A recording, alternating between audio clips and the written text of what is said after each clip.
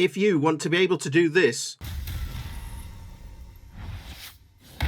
then keep watching. Greetings programs, welcome back to the Game Grid. Back into Baldur's Gate 3, and this time we're taking a look at my best Paladin single class build. If you want to build the best pure Paladin with the most insanely fun Smite attacks in combat, then follow this build and prepare to wreck your enemies with loud gong sounds. So why are we building this character? Sir Lancelot, this is not. You can't accuse this oath-bound warrior of playing fair when we're out for revenge, and that's a dish best served lukewarm because we happen to get the ding meal settings wrong. Grab a big polearm and punish those who happen to stand on your shadow or look at you with that funny expression on the underground this morning commute. Pick wood elf or half elf for the movement speed increase so that we can get to our enemies easily. This extra movement plus the polearm plus judicious use of jump where you wouldn't get to your opponent with a normal move is going to mean we can attack more often even if enemies scatter, which they will of course once they see the first epic smite you lay down on their comrades. Abilities wise, it's simple. You need strength for melee combat and charisma to feel the spells and effects of the paladin, but strength should be the focus, and it's always worth improving your constitution as much as you can for hit points and con saves. We've got heavy armor and shields if we need them, so dexterity is not much of a concern except for the first few levels. Feel free to dump that and intelligence to make bigger numbers elsewhere. Charisma probably doesn't need to be much beyond 15 unless you're looking to multi-class at some future time, and you can always do that on respec if you really have to anyway. With a 15 here, we can possibly bump it up to 16 with a future effect in the game, so watch out for those opportunities where possible. Level 1, pick Oath of Vengeance for subclass. We don't need much healing beyond the lay on hands all pallies get, and we also get easier tenets to adhere to, so that we don't break our oath quite as easily as the other subclasses. And we also get a damage buff straight out of the gate with Inquisitor's Might, as well as a potential daze to keep our foes scratching around for splits while we're knocking down the strikes. And in case you didn't get my bowling metaphor, they're the bowling pins of course, and we're the wrecking ball. Skill proficiencies, try to pick a background that gives you athletics or persuasion. Better scores with athletics here fuel a better chance to shove non-believers away from you, meaning you're out of their weapon range but you can still mash them with your polearm. Persuasion is helped by your decent charisma, but don't bother with pumping deception as this is likely to cause paladins to break oaths and isn't worth risking. Level 2, Smite me, O mighty smiter. We get our all-important divine smite here, which quite frankly is going to be the go-to for most situations where we still have spell slots available. Other smites consume bonus actions, and with our Polearm Master Feat we'll be picking up at level 4, we have other things to do with bonus actions anyway. Pick Great Weapon Fighting for the fighting style to smooth out the damage numbers in favour of the higher end. For our prepared spells, pick the ones that sound cool to you. For me, there's nothing cooler than Bless, Command for Halt, and Compel Duel here, which is probably one of the best tanking type effects in the game. Thunderous Smite is notable for larger damage and not requiring concentration for an ongoing effect compared to the other smites on offer here. Level 3 and Divine Health means we can laugh in the face of that zombie who is coughing behind us in the queue for the post office. You know what I mean. We get Abjure Enemy, which is one of the best ways of using an oath charge in combat. I don't know about you, but enemies that can't move because they've soiled themselves with fear makes me feel all cozy inside. Bane and Hunter's Mark keep the hurt on the enemy, which is where we want to be as a deliverer of vengeance. At least two more things to do with a bonus action with this level up, so Vengeance Pallies are in a great place compared to many other martial classes not equipped with dual crossbows. And you get another spell to prepare, so feel free to pick an exotic smite that will also use a bonus action if you need to. Level 4 and another prepared spell, so consider Heroism at this point. Very underrated spell given its effects. Protection from evil and good is also very overlooked, especially late game when you're fighting many of the enemies it is effective against. Our feat, we should go with Polearm Master here. It's build defining, and by level 4 you should have picked up a semi-decent magical glaive, halberd, quarterstaff or spear by now somewhere in the game, so you can now get up to full speed. The bonus attack is great of course and works with reaction, so be sure to set those appropriately. But the free opportunity attack for enemies that must close the distance to you, especially after that aforementioned shove, can be devastating. Level 5 we get an extra attack and hold person and misty step and second level spells and more spell slots for smites. It's like the holiday season all year round. Special mention here for the aid spell. Try it out, it's better than you think. Works at distance, stays until long rest, and no concentration needed. Level 6, and this is a cornerstone level for most paladin subclasses, we get Aura of Protection, which admittedly doesn't have much range, but for any allies close, it's a massive boost to their saves. Keep your friends close and your enemies